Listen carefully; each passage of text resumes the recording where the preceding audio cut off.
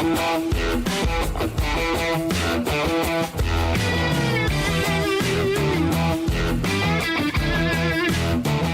to Coast to Coast. Thanks to the team at West Coast Health and High Performance. Tex Perkins and the team. You can catch him, of course, at Mineral Resources Park, the home of the Eagles. Oscar Allen is in home quarantine. Hammer Brayshaw is living the life of Riley as a normal West Australian. Welcome back, boys. Yeah, good to be back. Yeah, thanks, Goss. Good to be back. What are the restrictions you're under at the moment? Of course, we're recording this just after lunchtime Wednesday. What's the normality for you, Oz? Yep, so we arrived back home last night and we went straight into home quarantine. The government's been great with working out exemptions for us. So tomorrow and when we have training, we can go to and fro the club. But basically, if I'm not at the club training, I'm going straight home into quarantine. And that's for the time being. I think we're predicting a change of the quarantine from Melbourne to Victoria in the next couple of days. So hopefully that'll change by Thursday and then it'll be back to normal life for us, really. We know that football teams or rugby league teams have breached the quarantine. It's come at a very high price for the St George Illawarra Dragons, Hammer.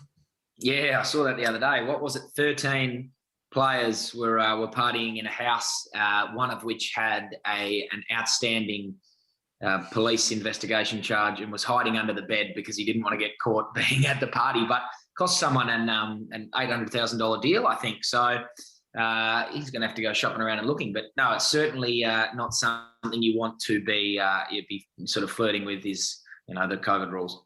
Is that $800,000 a year contract deal he got torn up because of that? Ripped in half, thrown in the bin. I don't think it was his first time that he'd messed around with the COVID rules, and so yeah, he hosted this party for 13 of his teammates, among other people, and in the heart of Sydney. So not good. Probably not the best business decision, I wouldn't have thought. Certainly not.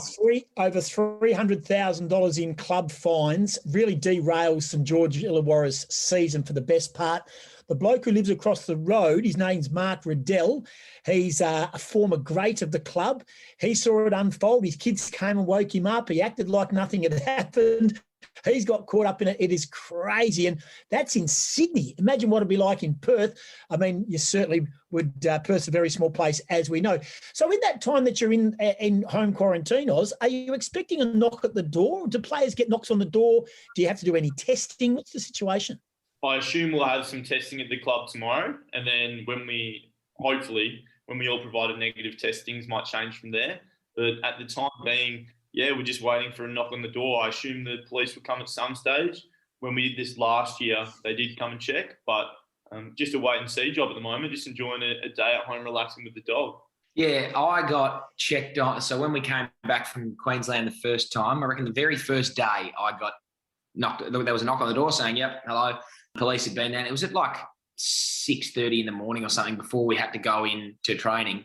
And they'd already been to Luke Shuey's house, so they would have got there at 6 o'clock and maybe, lucky he had kids, otherwise he wouldn't have been up. But, yeah, I think it was a luck of the draw last time. There was a few players that got checked on a couple of times, a couple of players that got once and done. There was a few that didn't even get any. So I think it's, a bit of luck of the draw there. Funny, as you say, some players got checked and others didn't. Those who don't know, and I'm sure no one will know, but myself and Jared Brander used to live opposite Shannon Hearn. And we won't say where we were living at the time, but we used to live opposite him. And at that stage, he'd been checked 3 times and we were directly across the road, literally like 10 metres away. He got checked 3 times over this 2-week quarantine and we did not get checked once. So I think Bunga must have made him a cup of tea and they came in and had a chat with him, but no interest in seeing me or Jared Brander. I like it. Now, Oz, one word to describe the trip to Geelong. I'd have to go with disappointing. Short and sweet. A poor trip. We didn't handle it well. We didn't play well at all, and we really let ourselves, and most importantly, we let you guys, the fans, down who were listening at home. So, bottom of our hearts, we're all pretty remorseful, and we understand that we've got to be better. When we're at our worst, we can't be that bad. So that's what's going to be our aim going forward, and to earn some trust again from not only the playing group, but you guys out there listening.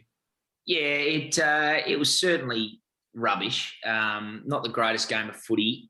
In fact, in my 4 years of being at the club, that's probably the worst I've seen the boys play, which is disappointing. That's probably a pretty good word to sum it up. I was disappointing. I mean, it didn't look like at any stage of the game there was, any real sniff. Sydney, again, I mean, I said it last week when we played the Bulldogs and they touched us up. Like, they were good. They played well. Sydney played very well. And, not taking anything away from them. They were a good team, the better team on the day. But it just was really disheartening to see a lack of flair and a lack of anything that West Coast has stood for the last number of years. So fingers crossed we bounce back, and I'm sure we will. But, not the best game of footy to watch. It's an interesting point you make with they were good. So you don't want to take anything away from the opposition, but especially at AFL footy, everyone on their day is a good team.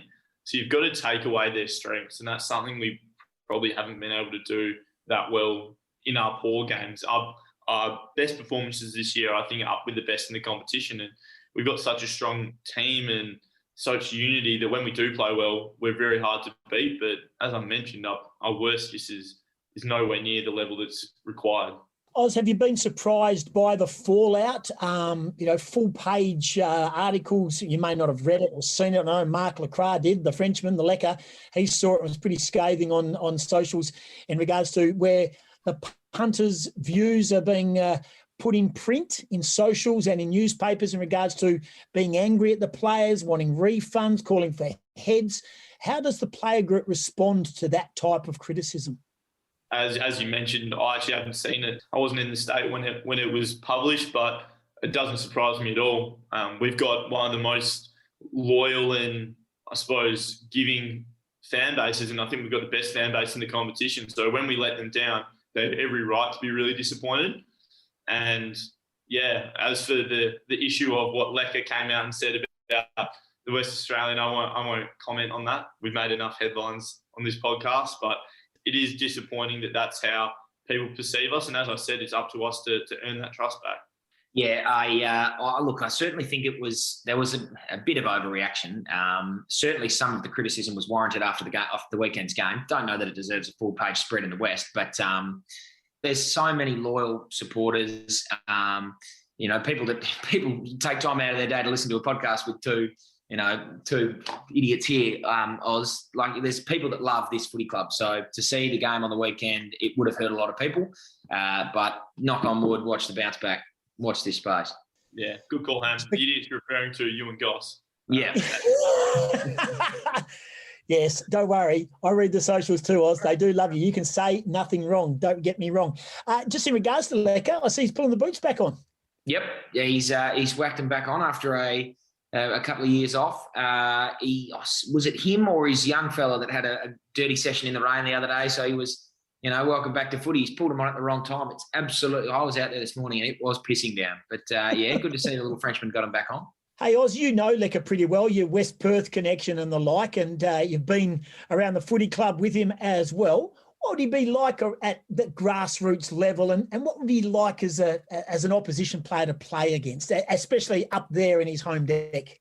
I assume he'd be pretty annoying to both play with and against. But interestingly enough, he's actually going back to play at Savannah's. Obviously, it's where he grew up, and my brother played in a league premiership flag with him 2 years ago with his older brother, Bruno Lacroix, a legend down those parts. But it would be interesting. He is one that is keen to let everyone know where he ranks in all-time Eagles history. And we actually had after the end of the season last year, a couple of beers, us forward line, blokes playing the forward line, and Lecker popped his head around, and as he does, was keen to, everyone was taking the piss out of him for the fact he never tackled. And he was keen to whip up the stat that he's actually top 10 of all-time Eagles tacklers. So he shut us up pretty quickly with that, and then also mentioned his third all-time for goals. So good on you, Leck, but I think JD will pass him in the next couple of weeks. So hopefully that'll keep him quiet a little bit more. You get on the all-time tackles list by just playing that many games, I think. That's what we'll probably put it down to, Oz, I reckon. Yeah, a bit of a cop-out from Leck, I reckon. Pretty good footballer. Now, and Harry Taylor, Hammer, you and I have had a conversation about this. Someone has notified me that the talk was that Harry Taylor was turning his back on Northampton and has signed with East Fremantle. But I'm told he's not. He's only playing for East Fremantle, getting a release to play because there's no country week, and he'll only play in a bye week that Northampton are not playing. So it's not a full-time move to East Fremantle. So just the one big game return. Well, fair enough. I mean, if he's doing things up there at Northampton, that's where his heart is. I mean, you play 300 games of AFL footy, you probably at that stage just want to go back and play at home in your country league with all your mates. And yeah, you can go back and play waffle, and I'm sure it would be, he'd dominate at the level. But seriously, the man's just carried teams on his back for years. Give the poor fella a break.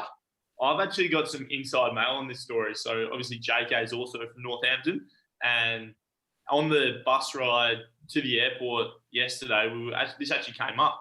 We said, God, you're however old, Harry, you probably just tossing the towel, don't you? But the story goes, he's played 59 waffle games for East Freo, and this will be his 50th game. And I think it's something to do with he wanted to play, and they'll make a big celebration, and then they'll add him to the East Freo Hall of Fame or something like that. I believe is how it goes. So this will be his 50th game, 50th league game for them. Okay, so he's played 49. He needs one more to get over, and that gives him some sort of leverage inside the footy club. I believe so. I like it. I like it very much. Monday night footy in Perth, North Melbourne. As you mentioned, Hammer, pretty wintry. What are we expecting? I mean, surely that the Eagles fans are champing at the bit, should I say, to get there and support. 50,000 we expect Monday night? Well, it's good on. I mean, it is a tough one to decide whether to keep this fixture or change it to Monday. They've changed it to Monday so that it's a full capacity stadium. I think they'll turn out in droves for this one. It's we've had two pretty disappointing games in a row. North Melbourne are playing some really good footy, and I'm expecting this to be a very, very good game. They're never an easy beat over here. They've come over here and played pretty well before. They're a really proud side. And as I just said, they are finding form. So I think it'll be an absolute ball terror of a game, and I'm very much looking forward to going, or going to watch anyway. I agree. North Melbourne have been in some great form. I think they've won probably their last 4 games. I think they've won 2 and were in positions to win the other 2. They were really, really good against a Western Bulldogs team that we had the week before, and they touched us up, and the Bulldogs got over the line by 4 or 5 kicks. So it's definitely going to be a good game. They've got a young side with a lot of belief. So it's one of those where you've got to rock up and play. Otherwise, we'll be in a bit of trouble, I think. Yeah, looking forward to seeing how the boys bounce back. Hammer, we haven't really touched on it yet, but eventually we are going to get to the Hammer time votes. Dare I say it? Have you come up with 3? Yeah, I have actually. It was an interesting game because we weren't great. There was aspects of every line that broke down and, that contributed to the big loss. I was able to find 3. And you know what? It actually wasn't that difficult, I don't think, to find 3. Putting them in order was pretty tricky, but I have managed to pluck a 3-2-1, and I'll be very interested to hear Oscar's thoughts on it being in the game. But, I've managed to find a 3-2-1, which we'll get to in a little bit. All right, and we'll also get an unsung hero from you, Oz. The loss of Jones and Redden, Oz in that game, but you do probably counteract that with the return of Gaff, hopefully, and Leapman, Liam Ryan back from suspension. So some handy ins for Monday. Yeah, they are handy ins, and I think it's a bit of a wait and see with the 2 boys. Obviously, with all the COVID stuff, it's been a little bit tough for them to be able to get scanned. So I'm not sure if they have results on the severity of their injuries yet, but fingers crossed for them. And if they do miss it, they don't miss for too long. What about the scrimmage was interesting. You had a scrimmage, the 12-on-12 or what it was for the blokes who weren't playing. What is that like? Is it like dancing with your sister? Yeah, a little bit strange. I think Hammer was a part of the scrimmage a little bit last year, so we'd have a good insight as to what it was like. But a lot of the boys, it was freezing cold. Firstly, it was freezing and blowing a gale, and we're at Caulfield Grammar, and I'm not sure if Hammer's ever played at Caulfield Grammar before, but there's 40-metre arcs, and the centre square is basically 50 metres out from goal. So going down breeze, you could definitely kick a goal from just past the centre circle. So a couple of halfbacks kicked a couple goals. Josh Rotham, from all reports, was best on. So good on him, being left out of the side in his stride and putting a really strong performance and putting his name back up to come back into the side this week. Yeah, I'll touch a little bit on the scrimmages. I've got a few things on that. First of all, it's great fun. I mean, it's not necessarily a football game because it's 12. We played them when we were last year. There were games where it was 7-on-7. You just play AFLX. There are other games where it was 14-on-14. From reports this weekend, the scrimmage on the weekend was 12v12 on, a ground no bigger than a soccer pitch. So it's different because blokes when you're playing, you can kick the ball 60 metres and all of a sudden it's a kick and a half and you kick the goal. So it's very much just to get the run in the legs, hit some bodies every now and again, but more so just sort of get miles in the legs and just in case you need to be ready. But it is really good fun. Boys, I don't think for Aussie, you didn't play a scrimmage last year, but it was different. Like you'd play these games and it would just, the camaraderie you had between the boys playing them. It was a muck around, but also you really wanted to win and it was serious. So it was a lot of fun. And from all reports, the scrimmage on the weekend was played in that manner. And I'll just touch quickly on Liam Ryan. He's been training with the Waffle Boys this week because obviously he didn't go away. And I haven't seen him train properly in a little bit because I've obviously not been there, but he is doing some things, and I'd really like to hear your opinion on this, Oz, that I just don't think, just defy physics or just stupid things. So we had to train. We walked out from the room, the Wirra classrooms the other day because of quarantine, which is right over the end, near the basketball court in the Lathlane precinct. You walk out, it's on behind the goals on the Mineral Resources Park end.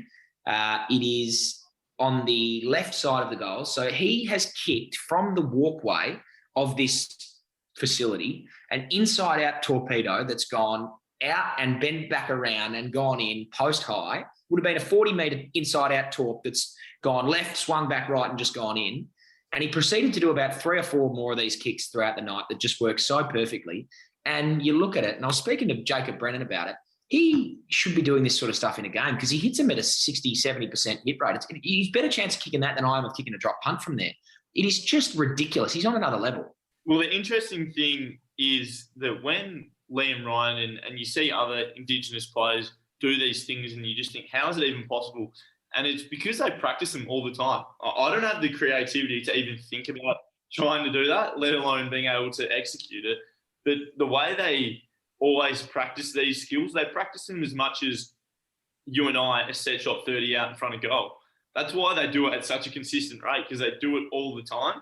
And yeah, Liam he's a different cat. He does some things which I have no clue how he does them, and don't want to replicate either because I just embarrass myself every time. So Hammer, can you confirm this? And Oz, you would know as well. So I see all those in and out torpedoes, blokes from the pocket. I see across the competition. I see it all the time on socials, and I've always been sceptical. I'm a bit pessimistic when it comes to stuff like that. I think there's been Photoshop, the ball goes out of shot, and they just put on a reaction and it all comes together. Now, I'm not bagging out any social media, AFL departments or anything like that, but surely that's not ridgy-dig all the time that I see. I can't tell you how incorrect that is, Goss. Like these blokes, they constantly nail them. I remember I was watching Liam, so the community department where I work is looking right out over the oval. A Thursday training 2 weeks ago, Liam from the junction of the 50 kicked 4 inside-out torpedoes in a row that went through middle of the post high. It just didn't miss. 4 on the trot. And I mean, all these kicks that he does where he kicks the bananas that go up and come back and turn left at the end, he just does them so consistently and so well. And as I said, he practices it every single session. He mucks around and he would kick from inside the shed, kicking at goal. He'd have 10 to 20 of those shots before training every single day. So, I mean, there's no wonder he nails most of them.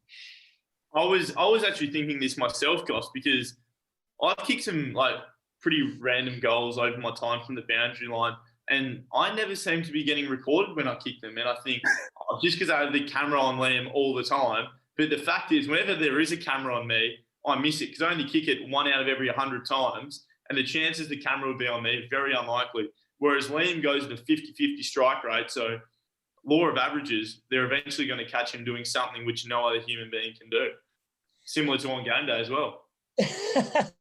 I look at those things and I think I see those blokes who go up on top of light towers and they have a basketball ring and they throw a ball down, it goes in and they go cock a hoop. And I'm thinking, did they climb all the way up the top of the light tower with one ball and just so happens they recorded it? Or do they have 5,000 goes and we only see the one? I'm just the pessimist. Yeah, I mean, I think on those sort of videos, it'd be a bit more than the one take. But as Oz said, Liam just kicks. He would have 20, 30, 40 of those kicks a session. The camera, because he's so exciting, would be on him for 30 of them, and you just take the one that he gets. But, yeah, he gets them more often than not. Okay, let's talk about this scenario, Oz, in particular. The prospect of a Melbourne hub continuing going forward because of COVID, that every opposition team that we can't play at their home ground opt to play in Geelong at GMHBA Stadium. So going forward, Pies, Crows, Lions. What happens if they request, knowing that our record there is not good? Oz, as a player, what's your view? It's a pretty good strategy from them, from recent form. There's nothing we can do about it, and I'm big on grounds in particular. Voodoos or whatever you believe in aren't really that true or meaningful, I don't think. It just so happened that our two worst performances, probably since I've been at the club, have both been against opposition at GMHBA. So I don't think there's actually too much in it, to be honest. Other teams can do that if they will, but if the Pies choose to play in front of GMHBA with 5,000 people rather than the MCG with 100,000 Collingwood fans, then we'll probably take that as a win for us anyway, I think. I'm sure there was a few voodoo dolls out there. The hoodoos are what you've got to get overcome down there in Geelong. Can I ask you then, Oz, and also Hammer, are you surprised Will Schofield has come out, former West Coast Eagles premiership player and a great listener to this podcast, of course. In fact, he's probably on the dais in regards to fans of the podcast. He has come out today and said that Sam Mitchell is the best coach he's ever had, and that includes senior coaches Simpson and Worsfold. Are you surprised? I am a little bit surprised, but Mitch is a ripping coach and a ripping fella, and he has a great way to connect with all the playing group. And Scully would have seen it from a perspective where he played with him for a year. And also, I think they're really good mates too. But just a story on Mitch as to why he is so highly regarded is our first year, Hammer. He was your midfield coach. He was a head midfield coach, and I didn't really have anything to do with him. I was playing full back and a little bit of full forward. And he went out of his way to give me a lot of time a day, interact with me, and he hosted we had a FIFA tournament night at his house as a coach, head assistant coach in his first year, and he's got 25 players, 10 of which are 19 and 20, running amok in his house, and he bought his partner and their kids a hotel room for the night so we could host the boys' FIFA competition. Shows what bloke he is and really invests in the younger players. So he'll be good to connect with because a lot of the senior players he would have played with during his time at Hawthorn, and then the younger players, he's kind of the new generation mould of a coach where he can be your friend but also give you a whack around the backside when you're not doing something right. Yeah, you're absolutely right. He is a phenomenal coach, and I'm very excited to see what he does with Hawthorn in a couple of years' time. As to Scully's view on him, I'm not actually that surprised that Scully said he's the best coach he's ever had. I mean, he'll be the first to tell you that he wasn't the first player selected in the team every week, and he's had some very hard conversations with a lot of his head coaches over the years. And I think the constant in and out of teams might. Mitch has never dropped him from a team, so I think that's probably why he's saying he's the best coach of all time, in his opinion. But no, Mitch is a phenomenal coach. Did a lot for me in my first year. I really, really loved learning off him. He sees the game better than most people, so he's and with a wealth of knowledge, he's going to be very, very good for a long time, I think, as a coach. It's interesting. There's been three succession plans that I recall in football. Obviously, Mick Moldhouse, ex-Eagles with Nathan Buckley at Collingwood. Then we've had John Worsfold, ex-Eagle coach with Ben Rutten. And now we've got Sam Mitchell, ex-Eagles assistant and former player with of course, Alistair Clarkson. Not so sure the other two have been absolutely smooth transitions, but I don't. At the end of the day, they've done and the clubs have decided to go down that line. Do you think this one will work, Hammer? Yeah, I really do. I mean, I know the two of them. I know Clarko and I know Mitch, and I think he's probably learnt. The Clarko's obviously the best coach of the last 20 years, in my opinion. I mean, pretty hard to argue with his record. But he, I think, has set that club up through the last 10 years and through the last sort of 4 or 5 when they've, after their premiership, he's built them back to they're playing some good footy. They've got some really good young talent. And I think the way that they put videos out on their social media that I've watched a few of with Mitch at Box Hill, and the way he interacts with those sort of boys, we really loved him when he was here. And I think the buy-in that the boys have got over there at Hawthorn from reports is great. They're really buying into him. They're loving him. And obviously you have that respect from Clarko as the coach, and then as from Mitch as one of the, the best players of the last period of time. And I think he's just going to build into that coaching role really, really nicely. And I'm interested to see how much of the reins he gets given in the next year and a bit as that transition sort of goes over. But no, I think it'll be pretty smooth. It's an interesting point because I think there's 2 others that you might have missed, guys. I'm not too sure with one of them, but Ruse into Simon Goodwin was a succession plan, and that's actually worked out pretty well. I think they made it prelim, obviously, against us and one of the best teams in the comp. And it was a little bit before my time, but Paul Roos also did a similar thing with John Longmire at Sydney back in the day, where Longmire was his assistant and it was said that he was going to replace him. So another thing I think you can't understate is so many of the head AFL coaches have come from Clarko's coaching tree. So you have obviously the Brizzy coach, Chris Fagan, Simo. There's a lot of others in the AFL industry. Help me out here, Ham. Hardwick. Beveridge.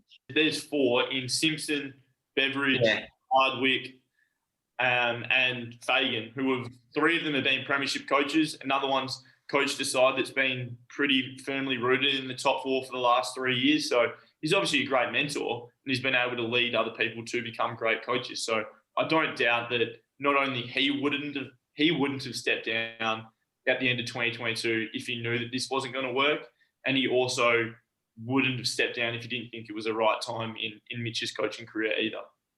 I've got a sneaking suspicion Clarko will be coaching somewhere else very, very shortly, but who knows how that's going to all play out. Have you got back or neck pain? Are you rehabbing a sports injury and need the best in physiotherapy care? Or are you dealing with arthritis pain and want to start feeling better? Visit West Coast Health and High Performance. It's located where the Eagles train at Mineral Resources Park. Their team of experts will design an individual program for you to get back on track with your health. West Coast Health and High Performance. Book an appointment today at westcoasthealth.com.au. Beautiful stuff. Now, look, Oz, we've had Tim Gossage has had to leave us. He's going to the dentist. He's rescheduled a couple of times. He didn't want to reschedule again. He's off to the dentist, getting his Invisalign braces looked at or something like that. So we've been handed the baton. We're going down the last leg. A couple of anchors here, a couple of fast anchors at that too. Just trotting us out for the last backstretch. So let's do this. Hammer time, boats.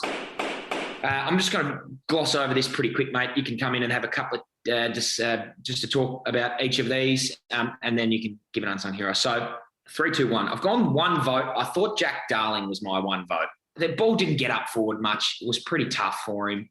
But he kicked a couple. Did he kick 1 or 2? Had a couple of really good marks. And as our forward line didn't get a lot of the ball, he probably looked the most likely and the most dangerous. So I'm going to give him the one vote. Any thoughts on that? Yes, I do agree with everything you just said. I've got the stats up here. He kicked 1 goal, 2. Probably didn't finish his work similar to myself that he would have liked. But he had 4 contested marks on a wet and windy day. 18 touches, and I thought he was probably gave us the best target ahead of the ball out of all of our forwards and starved the supply and still played a pretty important role in a tough day. So, yep, completely agree with that. The 2 votes, now this is going to be controversial because we did get touched up around the contest in the middle, but I thought Elliot Yeo probably showed the most out of in his return back. I thought his defensive pressure around the contest was pretty big. He did get a bit of the ball. Sheeda had a lot more of the ball than him, but I just thought his defensive pressure around the footy and around the contest, he tried his best, and he's never, he didn't get over 30, but that's not usually his go. He's a burst player, an attack player, and I'm picking amongst the sorry bunch here, but I've given him the 2 votes. Yep, I can have that as well. He was one of the few players in the side that was tough. He had 8 tackles throughout the day, so I'm pretty pleased with that one as well from you, Hammer. 2 for 2 so far. Then the 3 votes. Now, this one is also going to be controversial because it's a backman, and we did get our pants pulled down. But I thought Brad Shepherd playing his role on Tom Papley. Papley kicked 2 goals in I think he kicked his 2 goals in the last quarter. One of them was a pick-up advantage play on which he's the best in the competition at.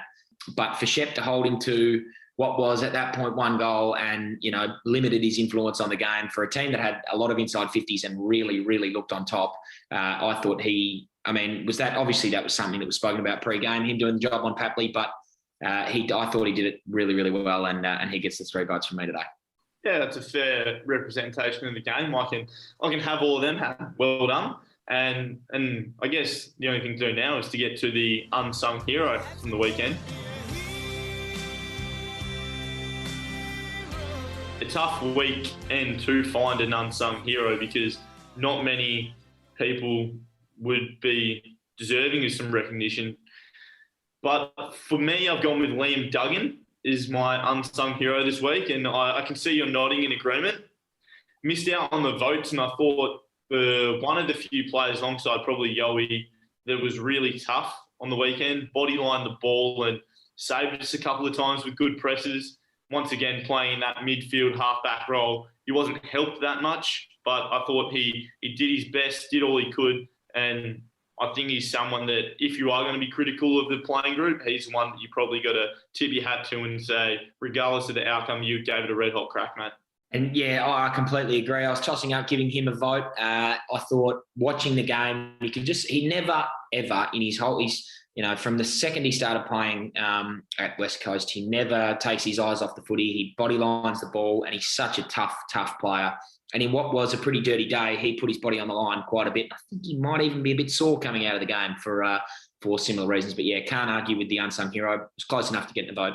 So that's just gloss over that one. Park that. We're done. No more talking about Sydney.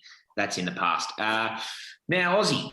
Yeah. I don't know if you've been hit up at all with your social media stuff. Have you been spoken to at all? I actually have. I've got a good one here, and thank you to Julian Brantjes, Brantjes, Brantjes, at Julian Brantjes. He said, he or she said, quick question for Coast to Coast. How do you get team morale back up after two pretty heavy losses in a row? Obviously, it's got to affect the mood around the group, losing like we have. How do you go about restoring the inner belief and morale amongst the boys? And that's a very, very, very good question, and quite topical, because when you have a bad loss like that, no one wants to be the guy that's joking around the change room and making a laugh out of things, because it sometimes can be perceived that they don't care. But you can't be too negative when things go bad, and on the opposite, you can't be too positive when things go well. You need to kind of find your happy middle ground as where you are as a person, and try to be as close to that as often as possible, particularly in the week-to-week grind of the footy season. So it is a good question, and Hammer, I dare say this is probably one of your best strengths, I feel like, at the football club. When things were going poorly or really well, you kind of held us in level stead. You were the same bloke every day, walk into the club, cracking jokes, whatever it may be. So someone like you, and that's why people like you are so important to football clubs. There's your pump up. Go on with it. Yeah, look, thanks very much for that, mate.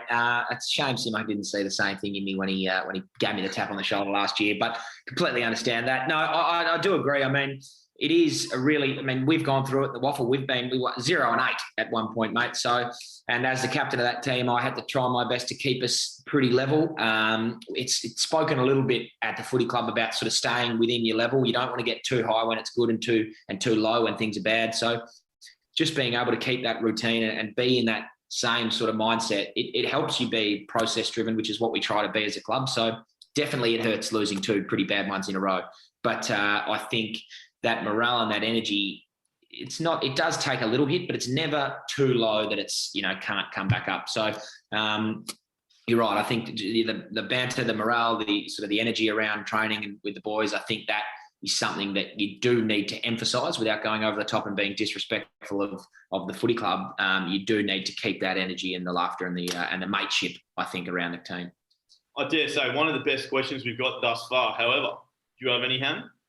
Yeah, mate, I've got plenty. I've got lots of questions. I've got one question from a lady called Candice, who I think it deserves an in-person discussion. It is a very topical one. It's a hard-hitting question, and it'll probably be as deep as the Coast to Coast boys have delved into social issues. So that'll be something that we'll talk about next week or the week after, whenever we get on back in person. So that's huge. A little teaser. Yeah, a little teaser. Now, Oz, I have been hit up quite a bit. Just an absolute influx for your celebration. People want you to bring back the chainsaw. Oh, no. People want the chainsaw back. I even had a bloke send me a link to YouTube showing the big chainsaw celebration. They love it, mate. The fans are asking for it. They want the chainsaw back. For those who don't know, the chainsaw originated my first game my third game, but when I kicked my first goal, it was actually my second goal against Brisbane, and I snapped one, and I've gone the old, like a big wind up, like a half a fist bump, kind of with my arm quite straight, like the straight fist bump, if you will. on a 45-degree down to the ground. And it does look similar to the chainsaw. Who was it? Was it Tommy Hawkins that did the full chainsaw one time? Look, I don't want to be quoted as saying that, but yeah, mate, let's just go with Tommy Hawkins. Anyway, it wasn't the full wind up and down chainsaw, but I copped a lot of crap for that. And a lot of the guys, I kicked the goal and Jack Redden came up to me straight away. And the first thing he said was, mate, that was a celebration. Like in the heat of the game, I was like, well, cheers. You've just single-handedly destroyed my confidence after the best moment of my life. Well, look, mate, I think at that point you were playing your third game. You're over 50 now. You're ingrained in the team. I think if you want to bring the chainsaw back, mate, the fans are all for it. And just maybe one for us to ponder and for the fans to hit me up. The best celebration we've seen, I mean, mine personally is Drew Petrie's Frank the Tank against Essendon in the prelim. One of the great celebrations, Big Frank. So that's just one to think about. But, yeah, mate, there's been a lot of talk about your celebration, and the chainsaw is what the fans are asking for. For me, Lewis Jetta against qualifying final, doing the Zoo Ronaldo celebration. Very, very good. But I will ponder and maybe come back to it in the future. Yeah, excellent stuff. Now, mate, I've had another one who's hit me up about your I remember you saying last week that it's, I'm more of the approachable one for the fans. I get more of the questions. Someone brought us back to a rant that you had about your Instagram getting messages after your concussion and said, is it because have you changed your settings? Because we mentioned that you can change your settings so that you can only get messages from your friends. Is there something on your settings that are not letting the fans get through to yours? Maybe that's something to go on and have a look for. Yeah, I might have to have a look. I haven't actually changed the settings purely because some of the ones I get after the games, even if they are negative, are good to have a laugh with over a beer with some of the fellas. But I haven't changed the settings as yet. So I will keep looking on it, but it's a good point. I might have a double check after we finish this recording. But as we speak, I believe the settings are left to default. Yep, excellent. Now I've got two more for the socials and then we'll move on. I just had one from, I can't remember this bloke's name, but he spoke about a lack of desire coming out in the second half on the weekend. And he made mention of the pressure gauge. Now, I don't know if, you can feel pressure in a game. You can feel the lack of pressure. It is difficult when, teams have got momentum on and they've got that run. But he's made highlight of the low pressure gauge that we had in the second, third and fourth quarter, and especially after halftime, when you'd think that there might be a little bit of a revival and a response, there wasn't really anything in that respect. So just talk us through pressure in a game and wrestling back momentum and how does it feel out there? You can feel when the pressure's on and you can feel when it's off. How do you go about wrestling it back? I think is, the question. It's an interesting question. I mean, pressure is something, as you said, it's subjective. Everyone will have a different impression of how it felt. And that pressure gauge, I think Fox Footy do it. I'm not sure what actually goes into the pressure gauge. I'm sure it's something like tackles or contested possessions or whatever it is. But you definitely do feel pressure, and there's different types. There's obviously physical pressure, perceived pressure. So if you're playing a team and they've been in your face all game, you almost turn around and make a decision quicker than you have to because you expect someone to be there. And then an important one, I think, is scoreboard pressure as well. We spoke about, I thought the first quarter we were actually not too bad, but Sydney made their chances in front of goals. And then you look up at quarter time, we're down by 30 points, and you think, God, the scoreboard pressure is quite heavy here. And it might be opposing to what the question asked, but I thought our third quarter was probably our best quarter of the game in terms of we almost halved the contest work. We got our heads in front of the clearances, I believe, for that quarter. We still lost inside 50s, but we had some really good opportunities to kick at goal. I kicked one out in the full, which is awesome. That really helps. That really helps when I kick one across the face. But I dare say our third quarter was one of our better quarters. So with these box footy stats like pressure gauge and stuff, sometimes you can't just take it for face value. You also have to try and back your gut and instinct in and watch the game and think, you know what, then the pressure might not be as high on these quantitative measures, but the boys are controlling the ball a little bit more, so they're going to have less tackles or whatever it may be. It's an interesting one. I'll be interested in your thoughts on it. Yeah, I agree. I mean, you were just touching on it then. It is, you can't tackle. I mean, whenever you walk off the game with zero tackles, you always make the joke, you can't tackle if you've always got the footy. Didn't help when you had 4 touches as well. But Yeah, I think when you can feel it, you don't necessarily have to be tackling and smothering and putting those sort of pressure acts on if you're in a bit more control of the footy. And I agree, the third quarter, although we didn't really make too much of an indent into the lead, we did sort of look in a bit more control as opposed to the first half and certainly the last quarter. But no, it is a very good talking point and a great question. Now, just the last one, before we move on, we've spoken about this man already in the podcast, and there's been quite the call out for a little potential collab and a crossover, if you will, with the Backchat 2.0, our man Will Schofield. We've had a chat about him already today, and we might have to throw the feelers out to him coming. He obviously paved the way for us to be where we are. So paying homage to the great man, and we've had a little call out for the Backchat 2.0 collab. Wilbur. Big Will Schofield. It's interesting because, don't ask why, but when I was in the hub, I was quite bored and I got a notification on my phone on Instagram saying Will Schofield Backchat 2.0 has gone live. And I clicked on it and I was listening to the live stream and I was going to write a comment. I think I was playing or saying, Will, you look like a hard-boiled egg. However, as I turned the volume up, he was talking about controversial topic that match committee decisions on who to play for the West Coast Eagles and blokes getting dropped that shouldn't. So I decided not to message, probably because it wasn't the right time. But I would love to have Will on the podcast. Obviously, he started this up for me. He was the first one that got us on Backchat back in the day, and then has helped us grow into the podcasters ourselves, of which we are. So, Will, we'd love you to come over to the best footy podcast in WA and come have a chat with us, mate, whenever you want to. Yeah, well, we'll try and sort that out. We'll try and get on to him. Now, that's all for the socials. Please keep hitting us up at Sugar Bray and at Oscar Allen 7. I was listening to, why is it 7? Interesting discussion. I want it to change to Oscar Allen 12, but now I'm verified. You can't change your username unless you send an email, and you have to go through, send an email, have it approved, and go through a really arduous process. And it was 7 because I used to wear 7 at West Perth. And for a period of time, I was thinking, when Masto goes, do I ask to get moved up to number 7? But I missed my chance in the off-season, and Zach Langdon came in and got it. So I will remain Oscar Allen 12 for probably the inevitable future. Yeah, well, I've just had a quick look. There currently is no username as Oscar Allen 12. So if you did want to go through the arduous process of changing it, it is there and available for you. And maybe we could maybe throw it to the podcast. Can we get that done? Stay tuned. This time next week, you may have Oscar Allen 12 on Instagram rather than Oscar Allen 7. Excellent stuff. Okay, so that's it for the socials, mate. Useless AFL stats. I've been sent a couple. We always love them on this show. I don't know if you have got any, but I had one that came to me that obviously hits a little bit close to home. Angus Brayshaw and Andrew Brayshaw, two brothers of mine, both playing at Melbourne and Fremantle respectively. Angus Brayshaw and Andrew Brayshaw are the first brothers to lose in different teams at the MCG on the same day in the history of AFL, on the same day. First brothers to lose in different teams at the MCG on the same day. Have there been any other brothers that have played on the MCG on the same day?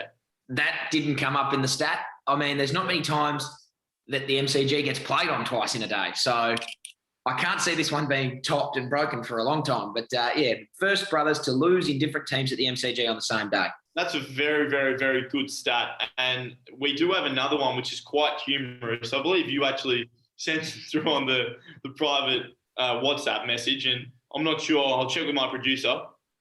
Thank you, producer.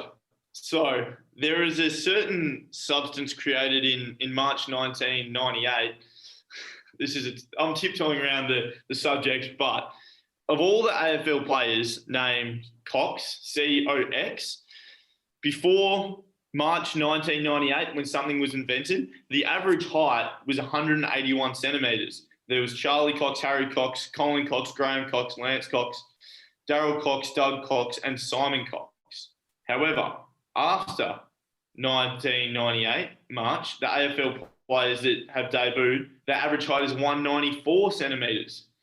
Adrian Cox, Dean Cox, Shannon Cox, Mason Cox, Cedric Cox, Brennan Cox, and Nick Cox. Therefore, after March 1998, something was invented which makes Cox taller. Hammer?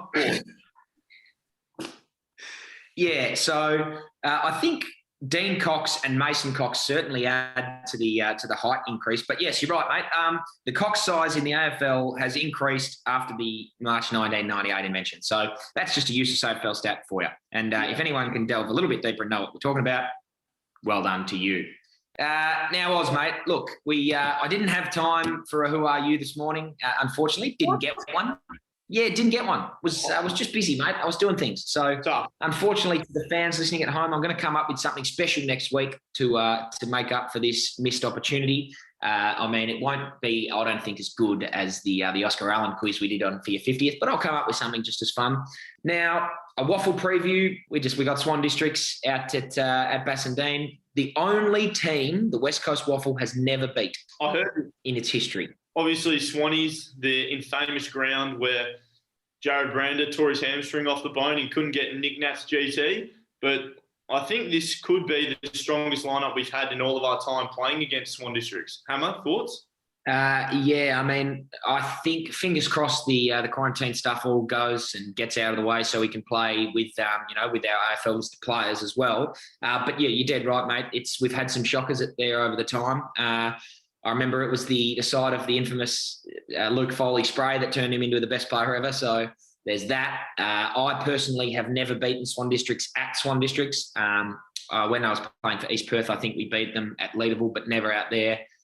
So it's the one ground that I'm yet to win a game at. I won a practice game there, but that doesn't count. So we're looking for the 4 points, mate. It'll be a very interesting game. They're a strong side. They're playing well. They knocked Serbia off the other week, so we're very much anticipating a good contest. But hopefully, take turf for the last ground of my waffle career. I tell you what, the Swan District's chicken pen, the chicken coop, away change rooms are tough to deal with. So hopefully the boys get it done and they can celebrate with maybe a couple of beveraginos in the change rooms afterwards. Yeah, well, fingers crossed, mate. We'll see how we go there. Now, mate, we're just going to quickly touch on the North Melbourne game again. Are you're looking for a bounce back? You're looking for some redemption, I think, for the last couple of games. You're going to have a couple of ins, hopefully, with Liam Ryan coming back into the team. Just a quick 20-second spiel. What are your focus points individually and the team going forward, do you think? My focus points individually is probably being a bit more collected mentally when things are going AWOL and so-and-so is hitting the fan. What do you do to really focus in on the contest and getting right for whatever passage of play is coming next? So that's my main focus. And as a team, I think we've got to be more connected, a more solid unit. And win or loss, we do it together and we play a brand of football that not only we want to play, but the fans want us to play as well. Excellent stuff, mate. Look, that wraps up the formalities for us here. Just maybe, what are you doing for the rest of the day? It's a good question. I actually just was munching on a salad for lunch, late lunch for me actually, but not a lot. I've actually started trying to read a little bit more. This is a you and me chat to chat here, not coast to coast, but personally trying to read a little bit more, reading The Intelligent Investor. What about yourself, Ham?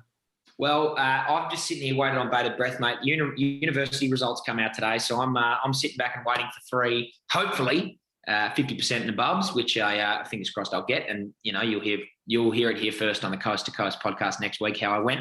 But not a lot else, mate. I might make some dinner tonight. Yeah. I'm looking over there at a basil plant that Lex's mum brought over, so I might make maybe a pesto. Could do. Ooh. Who knows, mate? But yeah, just a very cruisy afternoon here for me at my house.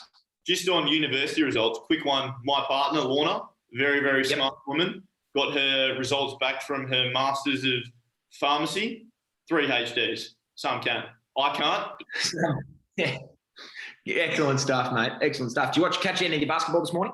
I did watch the basketball. I thought the Bucks were actually going to get it done, but the Phoenix Suns, Chris Paul, Devin Booker, and unsung hero, DeAndre Ayton. He's the all-time unsung hero. Had a great playoffs. I've actually got his jersey. I went over to Phoenix a couple of years ago. I went and watched them play. They lost by 30 points to the Spurs, I think, but was number 22 at the time. So I picked up number 22, DeAndre Ayton. So I can somewhat say that I'm a Phoenix Suns fan without caring too much about basketball.